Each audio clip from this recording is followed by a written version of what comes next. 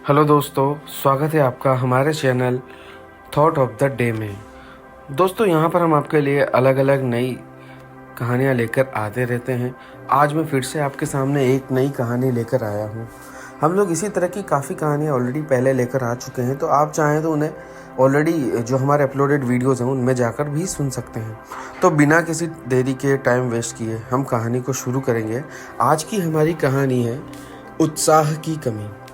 दोस्तों, उत्साह की कमी कहानी आपको एक बहुत ही अच्छी सीख देने वाली है। तो चलिए कहानी शुरू करते हैं। बात बहुत समय पुरानी है, जब एक राजा हुआ करता था। राजा अपने हाथी से बहुत प्रेम करता था। राजा का एक मित्र था जो उसका हाथी था। राजा उस हाथी से बहुत प्रेम करता था। वो जहाँ भी युद्ध में जाता अपने उस हाथी को साथ लेकर जाता। उसके साथ होने पर उसे बहुत अच्छा महसूस होता था और उसने काफ़ी युद्ध उसी हाथी के साथ जीते थे। लेकिन जैसे जैसे समय गुजरता गया, हाथी थोड़ा बूढ़ा होता गया, तो राजा धीरे धीरे उसे युद्ध में कम ले जाने लगा।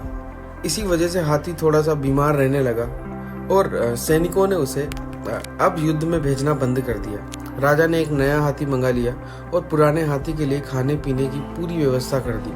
लेकिन फिर भी वो हाथी जो था वो उत्साह की कमी के कारण बिल्कुल थक गया। उसने खाना पीना छोड़ दिया।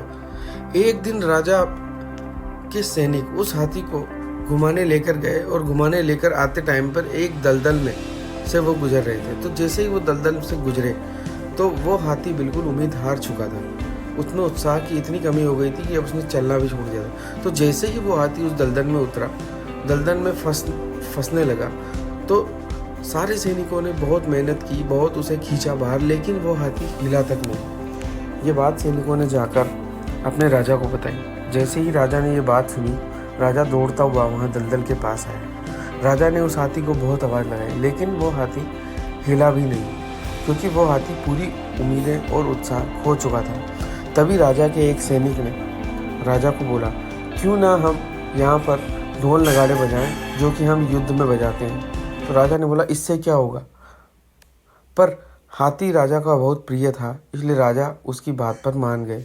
जैसे ही उन्होंने हाथी के सामने युद्ध के ढोल नगाड़े बजाए, ढोल नगाड़ों की आवाज़ सुनकर हाथी चकित हुआ, चौंक गया और उसने बाहर आने की पहली कोशिश की। उन्होंने ढोल नगाड़ों की आवाज़ को और तेज़ किया और उसके साथ ही चमत्कार हो गया। हाथी ने धीरे धीरे बाहर आना चालू कर दिया और कुछ ही देर में हाथी बाहर आ गया। यह देखकर राजा चौंक गया। राजा ने अपने सैनिक से पूछा, यह कैसे संभव हुआ। तो सैनिक ने उसे बताया कि महाराज, हमने इस हाथी को आपके साथ युद्ध में जाते हुए देखा है। तो जैसे ही हमने नगाड़े बजाए, इसके अंदर वो पुराना उत्साह और वो पुरानी ताकत वापस से लौट आई है। यह हाथी आपके साथ युद्ध में जाया करता था, तो ढोल नगाड़ों की आवाज़ के साथ इसने अपने आप को पुराने जैसा ही ताकतवर महसूस किया और उसी ताकत से यह आज वापस बाहर आ गया है।